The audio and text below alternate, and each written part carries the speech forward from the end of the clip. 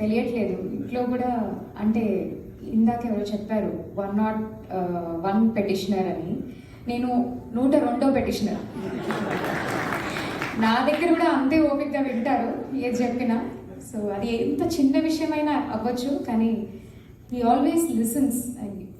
And ఇందాక కేతన్ గారు చెప్పినట్టు అనుకుంటా, పేజ్ వెల్క్ ఎవరో ఒకరు చెప్పారు, ఫోన్ మాత్రం ఎప్పుడు ఎత్తకుండా ఉండరు, ఎప్పుడు కాల్ చేసినా కూడా స్పందిస్తారు. అసలు ఏంటి అనేది, ఏమైనా ఇంపార్టెంట్ లేకపోతే తర్వాత మాట్లాడొచ్చా, ఎప్పుడు కూడా చిరాగ్గా అలాగా ఎందుకు ఫోన్ చేశారు. ఎందుకంటే అవతల ఉన్న వాళ్ళకి తెలియదు, వాళ్ళు ఏ ప్రెషర్ మీద ఉన్నారో తెలియదు.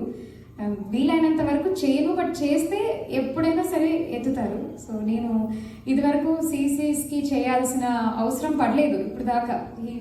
నాకు కూడా 102 పెటిషనర్గా యాక్సెసిబుల్గా ఎప్పుడు ఉన్నారు. అందరు చెప్పారు ఇందాక మేడంకి 2 నమస్కారాలు పెట్టాలని.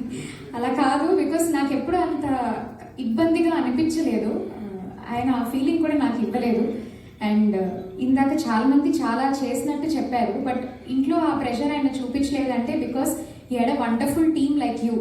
మీరందరు ఇచ్చిన సపోర్టే ఇంట్లో ఆయన ఇన్ని పని ఒక్కడి ఉన్నా అది చూపించకుండా ఉండడానికి మీరందరే కారణం. సో మీరందరూ ఆయనకి ఇచ్చిన సపోర్ట్కి ధన్యవాదాలు తెలియపరుస్తూ థ్యాంక్ యూ.